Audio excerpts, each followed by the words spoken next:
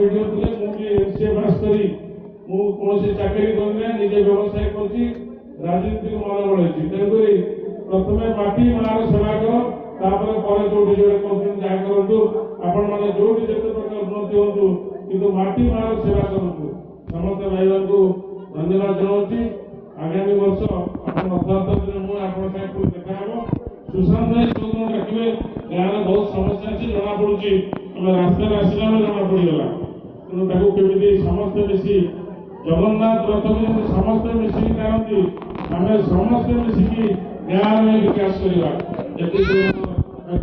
धन्यवाद जय जगन्नाथ धन्यवाद प्रकाश भाई जनमन नेतृत्व एंतुरी सारे जनमन नेतृत्व एंतुरी सारे हसीने साई पड़िसा जनमन नेतृत्व एंतुरी सारे हसीने साई पड़िसा जीवन में एमती किसी कहना बाबूरे मले हम लोग आसा सतरे वास्तविक भाई आज आपनकर कथा हमको मन सहित आम रथ कमिटी तरफ आपको अनेक अनेक शुभेच्छा और शुभकामना आउ या अनुरोध करी आज नाटक बंचिबा को डर लगुची जहाँ निर्देशन आज नाटक मंच कहू जाऊँगी से कई नुहति निकटस्थ आकोई ग्रामर जड़े टीचर भाई वसुन भाई अनुरोध करी आम गाँव को केमी लगुच पिला केमी सम्मान देती आम कौन लगुचु कि आनीचु दीपक कहे वसुन भाई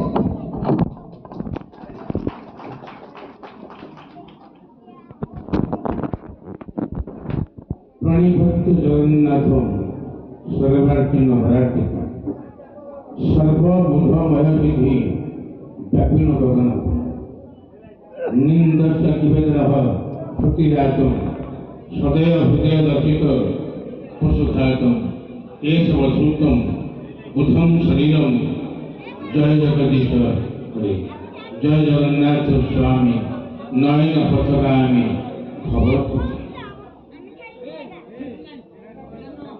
ईश्वर तुल्य मुख्य अतिथि महोदय देवपण विशिष्ट अतिथि विशिष्ट वक्ता सम्मानित वक्ता मुख्य वक्ता सर्वोपरि मो बेणागड़िया पाटणार माँ भौणी ददा खुड़ी समस्त अधिवासी पाद तले मोर साष्टांग प्रणीत सर्वप्रथम मु धन्यवाद देवी भागवत देव श्री जगन्नाथ रथ कमिटी बेणागड़िया पाटणार कुनी कलाकार चुग कलाकार एवं प्रभ कला ए गाँ गोटे गोटे कलार माटी दीर्घ 1.5 वर्ष तलू ए गाँव पुष्ट नीला करुछांती एबे भी अद्यावधि पुष्ट नीला गाँ गाँ के जाई सेमान मध्य नृत्याभिनय परिवेषण करुछंती ए बेणागड़िया पाटणा माटी होची गोटे कलार माटी जहाँकि आमे आम बुढ़ा बापा अमलू आमे शुणी आसीचु एवं रज पड़िया आमे देखी आसी आज आगभर हुई ए अंचल गोटे पुओ स्वतंत्र मु कही श्रीयुक्त सुशांत नाथ महोदय से आज आसी विगत दिन में से आसी एवं प्रोत्साहन देती ए अंचल 5 दिन भली कार्य ड्रामा कार्य आम सुरुखुरु संपादन करवा 200-250 वर्षर रज पड़ियार इतिहास को आम उन्मोचन कर नूतन ढंग नूतन भाव आम आज ये कला संस्कृति ऐतिह्य को बंचेगा एवं पाखे बसती आमर प्रिय प्रिय विधायक प्रार्थी श्रीयुक्त प्रकाश चंद्र रणाजुली महोदय अनेक घात प्रतिघात संघात करी से आम मान आज बहु समय धरी ଆମ ମଞ୍ଚରେ ଉପସ୍ଥିତ ହୋଇ ଆମର ଗୁହାରି ଶୁଣିଲେ ତାହା ଆମ ପାଇଁ କୋଟି ମୂଲ୍ୟବାନ।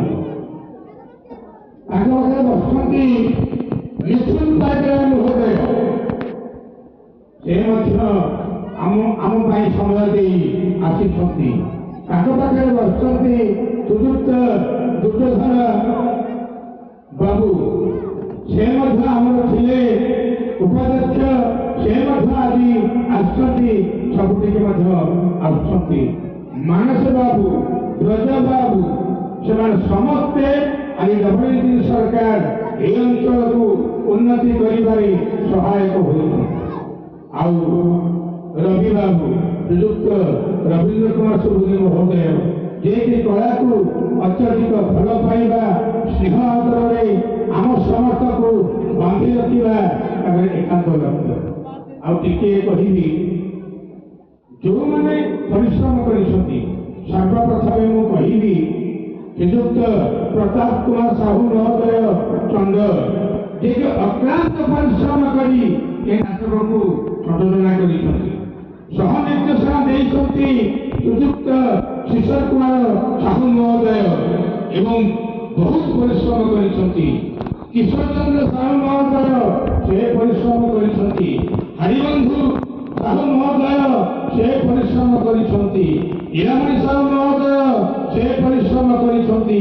ଏବଂ ସବୁଠୁ ସୁଖର କଥା, ଜଣେ 70 ବର୍ଷର ରିଟାୟାର୍ଡ ଟିଚର ଶ୍ରୀଯୁକ୍ତ ବସନ୍ତ କୁମାର ସାହୁ ମହୋଦୟ, ତାଙ୍କ ପରିବାରର 3 ଜଣ କଳାକାର, ପୁଅ, ଭାଇ ଏବଂ ସେ ଜଣେ ଡାଇବେଟିସ୍ ରୋଗୀ ହୋଇ ମଧ୍ୟ ସେ ଯେଉଁ କଳାକୁ ଭଲ ପାଇଛନ୍ତି, ସେଥିପାଇଁ ବେଣାଗାଡ଼ିଆ ମାଟିକୁ, ବେଣାଗାଡ଼ିଆ ପାଟଣାର ମାଟିକୁ ମୋର ନମସ୍କାର। ଏବଂ ମୋ ଆଗରେ ବସିଥିବା ମୋର ସମସ୍ତ ସେଇ ଦେବତୁଲ୍ୟ, ଈଶ୍ୱର ତୁଲ୍ୟ, ସେଇ ମୁଖ୍ୟ ଅତିଥି, ସମ୍ମାନିତ ଅତିଥି, ସମସ୍ତ ଅତିଥିଙ୍କ ପାଦ ତଳେ ମୋର କୋଟି କୋଟି ସୁନ୍ଦର ଦୃଷ୍ଟିର ଅବସାଦ ନାହିଁ, ଯେତେ ଶୁଣୁଥିଲେ ନୂଆ ଲାଗୁଥାଏ। ବସନ୍ତ ଭାଇଙ୍କର ବଚନ ଗୁଡ଼ାକ ଶୁଣିବାକୁ ଭଲ ଲାଗୁଛି, କିନ୍ତୁ ଆପଣମାନଙ୍କ ଠାରୁ ଆମେ ବିଦାୟ ନେଉଛୁ। ଆଉ ଅଳ୍ପ ସମୟ ପରେ ଆମର ଆଜି ନାଟକଟି ମଞ୍ଚସ୍ଥ କରିବାକୁ ଯାଉଛି। ପଦେ ନାଟକ ବିଷୟରେ କହୁଛି, ମାତ୍ର 5 ମିନିଟ୍ରେ ଏ ନାଟକ କରିଛନ୍ତି। କାରଣ ଆମ ଗାଁର ଯେଉଁ କଳାକାରମାନେ ଏଥିରେ ରୋଲ୍ କରିଛନ୍ତି, ସେମାନେ ସମସ୍ତେ ପ୍ରାୟ ଏମ୍ପ୍ଲୟ, ବିଜନେସମ୍ୟାନ୍ ଏବଂ ସମସ୍ତେ ଆଉଟ୍ ଅଫ୍ ଷ୍ଟେସନ୍। ତେଣୁ ଯେହେତୁ ସେମାନେ ବାହାରେ ରହୁଛନ୍ତି, ସମୟ ତାଙ୍କ ପାଇଁ ବହୁତ ମୂଲ୍ୟବାନ। ଅଳ୍ପ ସମୟ, ଅଳ୍ପ ଦିନ ଭିତରେ ନାଟକଟି କରିଛନ୍ତି ଏବଂ ଆପଣ ଦେଖିବେ କେତେ ସୁନ୍ଦର ଅଭିନୟ କରିଛନ୍ତି, ଭରପୁର ଅନୁଭବ କରିବେ।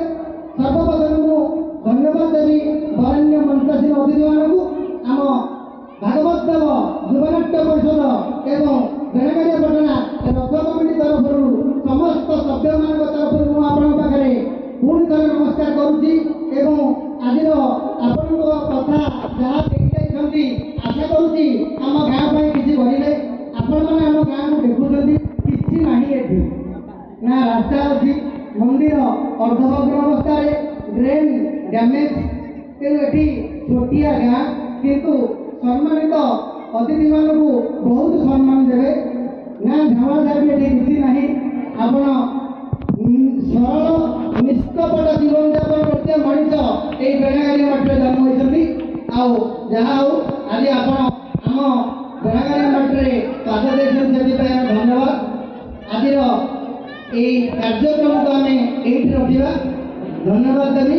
ଜୟ ଜଗନ୍ନାଥ, ଜୟ ଜଗନ୍ନାଥ, ଜୟ ଜଗନ୍ନାଥ।